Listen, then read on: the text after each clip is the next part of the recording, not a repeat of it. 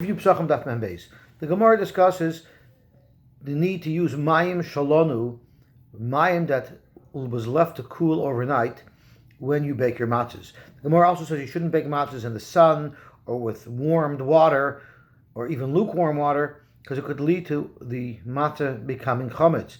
And the Rabashi even says that if you don't comply and you use warmed water, even if it doesn't become chametz, there's a knas that you're not allowed to use that matzah. That brings us to the end of the second parak.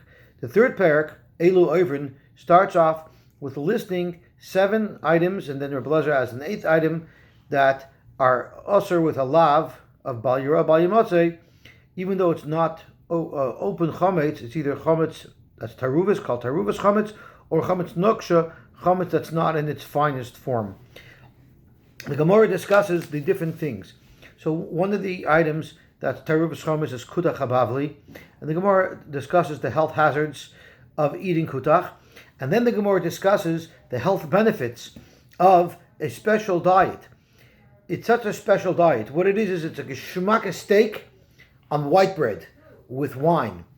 And the Gemara says if this steak is made from a goat that never had a child, then it's such a healthy meal that it will make sure that you're always strong and healthy and regular.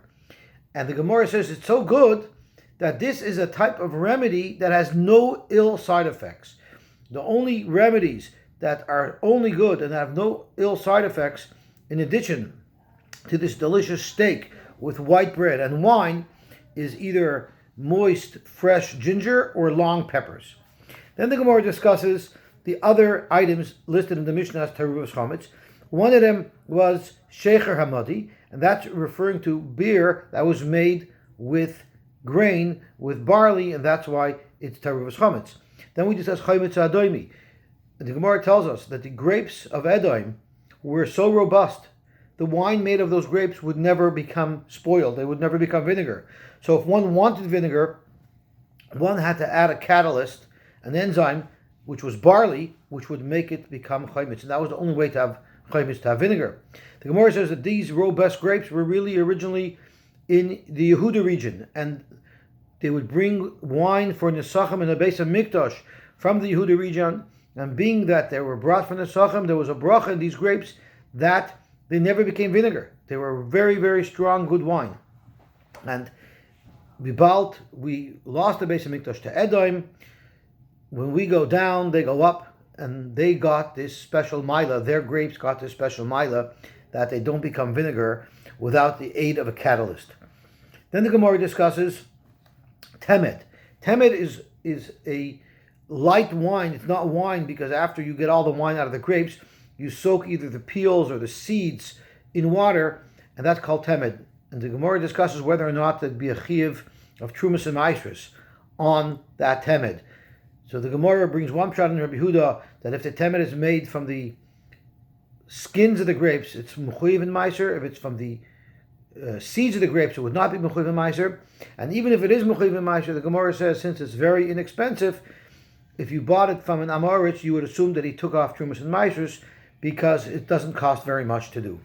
Then the Gemara discusses zeisum hamitzri, which was a dish that was made out of 3 parts. One part was either grain, either barley or wheat, and the Gemara says that it helped regulate people's digestive system, especially between Pesach and Shavuos.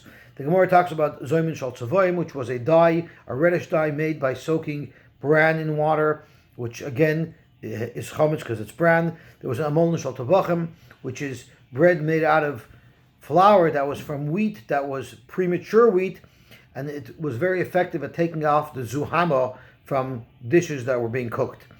Then there was the kulin shal soifrim, which the Gemara had a shaila if that was a special glue which hides or cloths were glued together, or if it was a powder made out of wheat or flour that they would make into a paste that they would use for hair removal, for the removal of unwanted hair.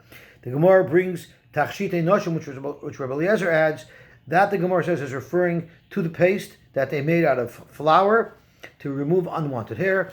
And the Gemara discusses that poor people used a sid, wealthier girls used white flour, and the wealthiest used shemen hamor, which was a special oil that was made out of not ripened olives that had the special quality of removing hair as well as making the skin look healthy and glow. It made it glow, so it looked beautiful.